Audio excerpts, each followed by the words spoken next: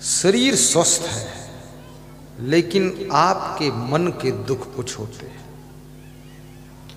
ये मन का दुख बहुत बड़ा दुख है। आप स्वस्थ हो, ठीक हो, किसी ने कुछ तुम्हारे लिए कह दिया, तुम दुखी हो गए, मन दुखी हो गया। किसी ने आपका थोड़ा अपमान कर दिया, दुख लग गया। दुख नहीं लगना चाहिए। दुखेशु अनुद्विग्न मनः सुखेशु विगत अस्पृहा बीत राग भय क्रोधा स्थित धी मुनि उच्यते।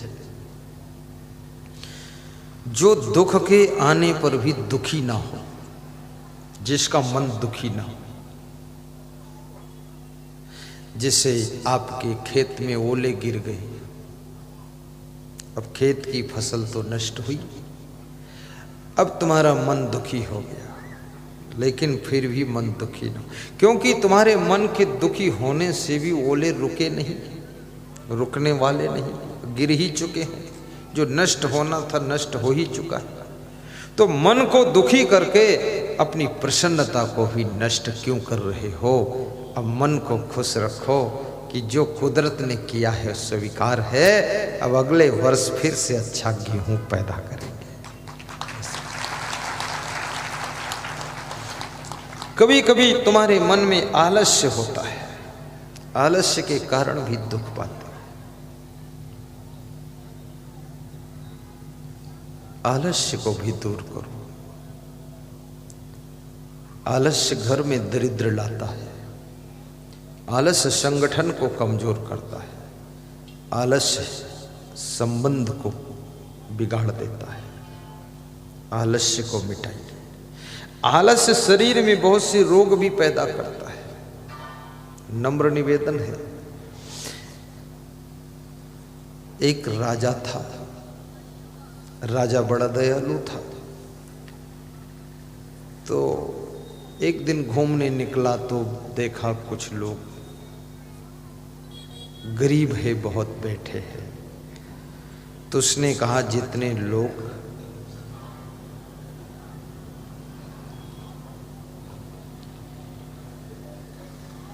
आलसी है, काम करना नहीं चाहता है, करने की आदत छूट गई है, उनका रजिस्टर तैयार करो मंत्री जी, और उनको शासन की ओर से, राज्य की ओर से कुछ राशि मिलेगी ताकि वो लोग सुखी जीवन जी सकें।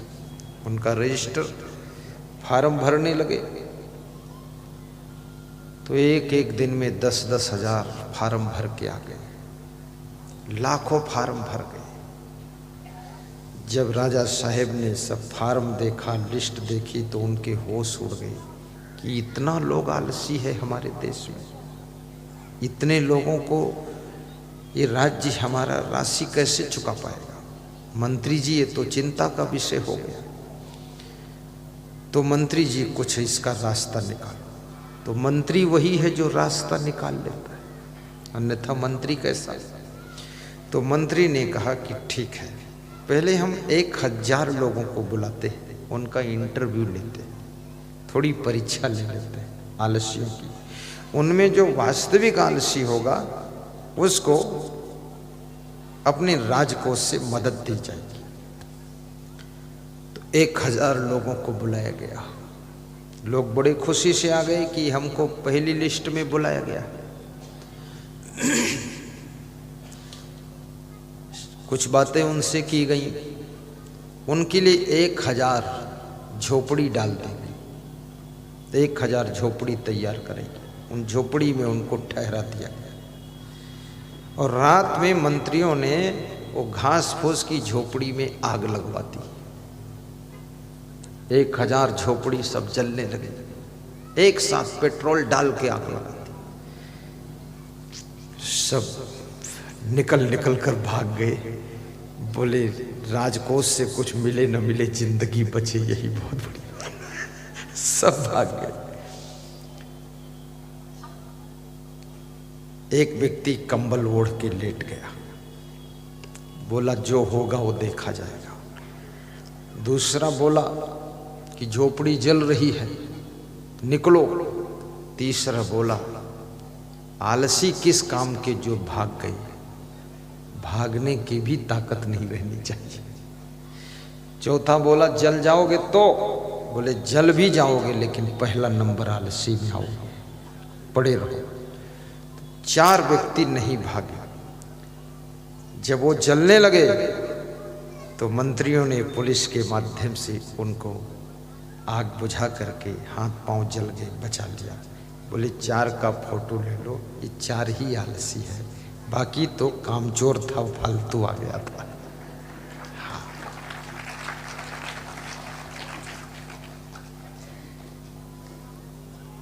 आलस्य निकटवर्ती शत्रु है।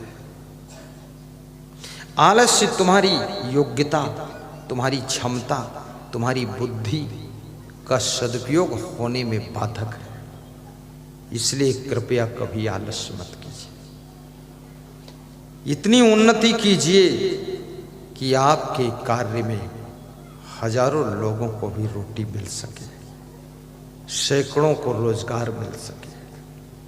आज हमारे देश में रतन टाटा जी को मैं धन्यवाद देता हूं।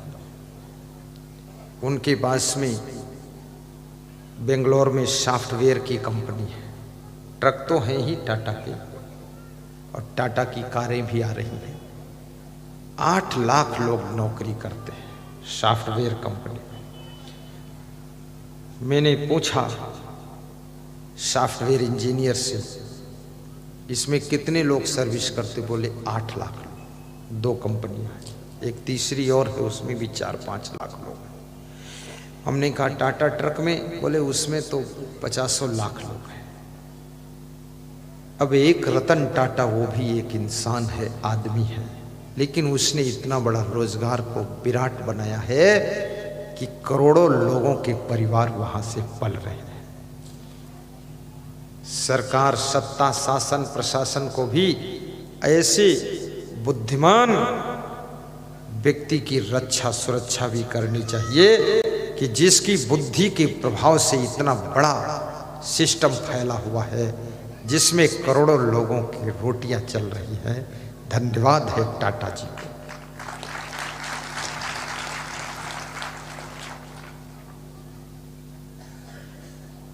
इसी तरह से बहुत उद्योगपति हमारे देश के अंदर है। मैं निवेदन करूंगा, आप इतना बड़ा उद्योग नहीं कर सकते, लेकिन कुछ तो आप कर सकते। अभी मैंने कल राजविलास होटल के मालिक से पूछा, आपके यहाँ कितने कर्मचारी हैं? नितिन रघुवंशी से पूछा तो बोले 62 कर्मचारी सर्विस करते हैं। राजविलास होटल से 62 परिवार पल रहे हैं, बहुत बड़ी बात है। उसी में 63 नंबर का एक उनका भी छोटा सा परिवार पल रहा है, और उसी में ये संत परिवार भी आकर 3-4 दिन रहकर ये भी पलेगा। और उसी में याद रखना, न जाने कितने लोगों को शादी करने के लिए मैरिज गार्डन भी मिल जाता है, ऑफिस खोलने के लिए भी वहाँ कमरे मिल जाते हैं, और किसी को रात रुकना है उसकी व्यवस्था है। और इतना सुंदर साफ सुथरा, मुझे लगता गुना का 1 नंबर का उनका रेस्टोरेंट होटल है ये, जहाँ पर व्यक्ति ऐसे रहता है जैसे अपने घर में शांति से रहता है। बहुत अच्छा, ऐसा कार्य करो कि दूसरों को भी रोजगार दो, 2-4 कर्मचारी भी आपके साथ रहे, और उनके परिवार का भी ध्यान रखो, ख्याल रखो, उनकी भी उन्नति हो। तो ये मन का दुख कभी महात्मा विदुर से महाराजा धीराज धृतराष्ट्र पूछ रहे हैं, वे कौन से लोग हैं जो हमेशा दुखी रहते हैं? विदुर कहते हैं, राजन, ईर्षु घृणी न संतुष्टा, क्रोधनो नित्य संकिता, पर भाग्यों पे जीवी च खड़े थे नित्य दुखिता। ईर्ष्या करने वाला, जो दूसरों से जलन रखता है, किसी का मान सम्मान देख करके, किसी को धनवान देख करके, किसी को आगे बढ़ता हुआ देख करके जिसके सीने पर सांप लौट जाते हैं, वह व्यक्ति सदैव दुखी रहता है, उसके सुखी होने का कोई उपाय नहीं। जगत गुरु ने कहा है कि ईर्ष्या करने से मनुष्य की आयु कम हो जाती है। श्री राम शर्मा आचार्य ने कहा है कि ईर्ष्या करने से मनुष्य का सुख भी जलकर भस्म हो जाता है। दही माना सुतीव्रण नीचा पर यशोग निर्दह असक्तास तत्पदम गंतुम ततो निंदाम प्रकुर्वते। चाणक्य कहते हैं जिस पॉइंट पर वो व्यक्ति पहुंचना चाहता था लेकिन नहीं पहुंच पाया और वो उस पॉइंट पर दूसरा कोई पहुंच गया, अब उसको देख करके जो जलन होती है इसका नाम ईर्ष्या है। ईर्ष्या तू न गई मेरे मन से। और ईर्ष्या परिचय वालों से होती है, अपरिचित से नहीं होती है। और ज्यादातर जेठानी को देवरानी से ईर्ष्या हो जाती है। और महिलाओं में ईर्ष्या बहुत ज्यादा काम कर रही है। पुरुषों में ईर्ष्या अगर 35% है तो महिलाओं में 65% बाजी मारी ही इन्होंने ईर्ष्या। और ईर्ष्या राजनीतिक क्षेत्र में भी अंदर अंदर चुपके चुपके काम करती नजर आती है। ईर्ष्या धार्मिक क्षेत्र में भी कभी कभी काम करते हुए नजर आती है। कोई नया नया संत अगर प्रचार प्रसार करने के लिए, सत्संग करने के लिए आ गया तो जो पुराने वहां बैठे हैं ना पहले से, उनका मन व्यथित हो जाता है। मैं हिमाचल एक बार गया था तो वहां का एक साधु बोला भक्तों के बीच में कि हिमाचल में जब पानी बरसता है तो यहाँ के रास्ते बदल जाते हैं, क्योंकि पानी के बहाव में कटपिट हो जाते, इधर उधर लोग निकलते। हिमाचल में जब पानी बरसता है तो यहाँ के रास्ते बदल जाते हैं, और जब असंग साहेब जैसे संत आते हैं तो यहाँ के भगत भी बदल जाते हैं। ऐसा उसने सुनाया। मैंने कहा माफ करना, दोबारा तुम्हारे हिमाचल में मैं नहीं आऊंगा, तुम टेंशन मत लो। तब से मैं गया ही नहीं, दुष्टों के हमें जाता नहीं। मेरा उद्देश्य नहीं है किसी के कार्य को बिगाड़ना, मेरा उद्देश्य है बिगड़े हुए स्वभावों को सुधारना, बिगड़े हुए चरित्रों को सुधारना, बिगड़े हुए इंसान को सुधारना। ये मेरी जिंदगी का उद्देश्य है। जिनकी जिंदगी नशा व्यसन में डूबी है वहां से निकाल कर बाहर लाना। और कोई महान संत अगर ऐसा हमारे क्षेत्र में आ जाए, उसका स्वागत करना चाहिए कि आइए, आपकी वाणी से ही शायद हमारे क्षेत्र के लोग कुछ पवित्र हो जाएं, इनकी बुराइयां छूट जाएं। मनुष्य अपनी बुराइयों से कमजोर हो जाता है।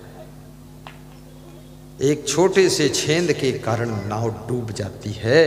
याद रखना, छोटी छोटी बुराइयां भी आपकी उन्नति की ओर जाने वाली नौका को डुबा देती है।